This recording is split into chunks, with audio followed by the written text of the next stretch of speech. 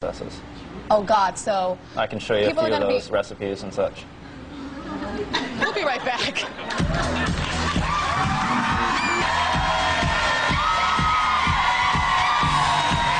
Vampires are all the rage right now in TV shows, movies, books, and even fashion. Yeah. Fashion. There's a really fierce exhibit at the Fashion Institute of New York right now that's all about goth glamour. And today we're investigating the lives of people who claim to be real-life vampires. So, Don, how did you know that you were a vampire? Like, how old were you? Well, most people, when they're young, up till the age of 6, have the ability to still be able to see into people. And I've been able to keep that ability past that age up until now. It's a lot like keeping your inner child, per se. And when did you know that you were... That has been a constant realization through an evolution process that's taken many years. How much do you weigh? I weigh 125 pounds. I weighed that once. Though I displace a lot more water.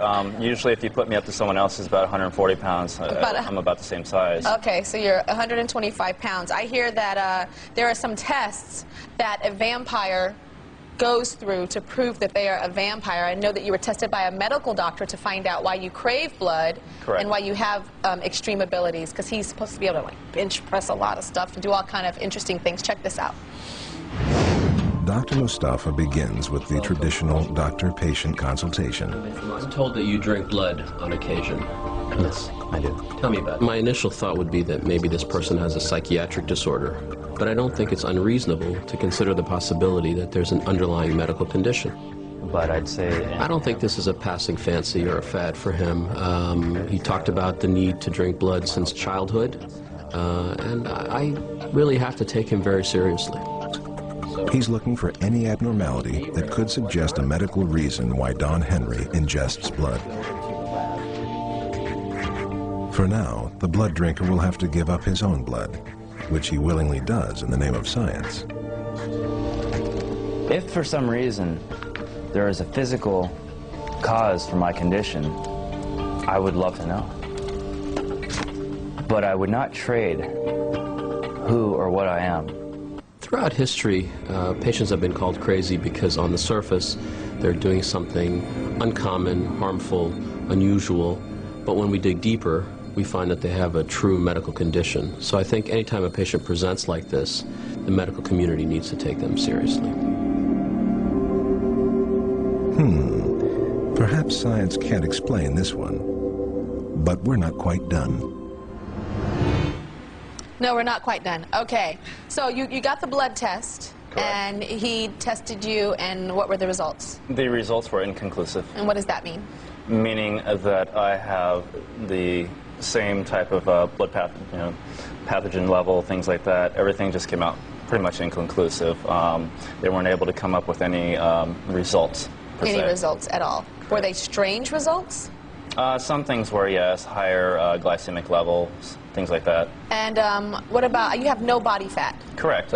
If I were to place my hands on one of the electronic counters, it comes up as error every time. Really? Correct. Wow, mine comes up as something else. Even when I was really, really skinny, I had a high body fat content. It was weird. I was like, your weight, and they said, you need to get in shape, which is weird. Anyway, tell us about these abilities. Okay, first let's do the strength ability. You're 125 pounds, and you can bench press how much? On a Smith Klein machine, I've been able to do 270, maximum 280. And with that right there, approximately 425. So I've got 425 pounds over there. Okay. Oh, and I want to see you. It's, what is it called? Bench pressing with the legs? I don't know what that's called. It's called a leg press on a 45-degree angle. Bench press with your legs. That's what I'm gonna call it. So let's go do that right now. Let's see if you can do that, because that's like pretty amazing. Come on over. Take my coat off.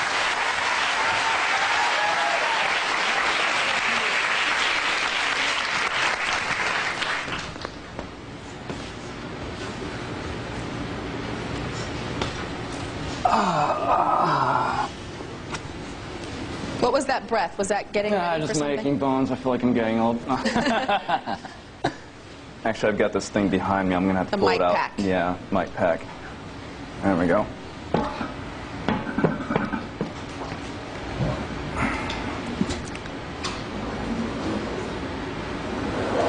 1.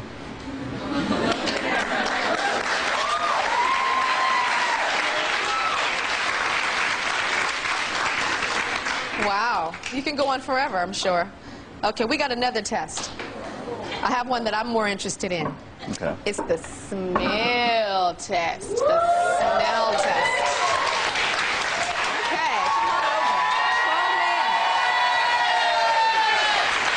Go over here. So, you have a sensitive smell more than the average human, right? Yes. Put this on. Now I want you to guess what's on the plate just by smelling it. Let's start with plate number 1. Smell it. Chocolate. Yeah, it's chocolate. Wow, that's funny because I can't smell that at all. I really can't. I have good sense of smell. What's that one?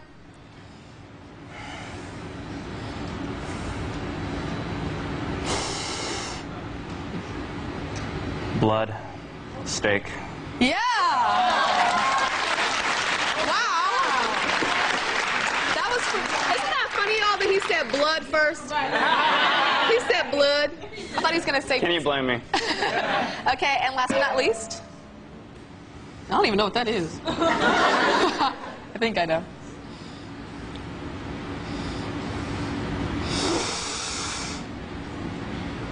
It's a fruit. Mango. Close. Close. Well, is it a mango? Yes, it's a mango.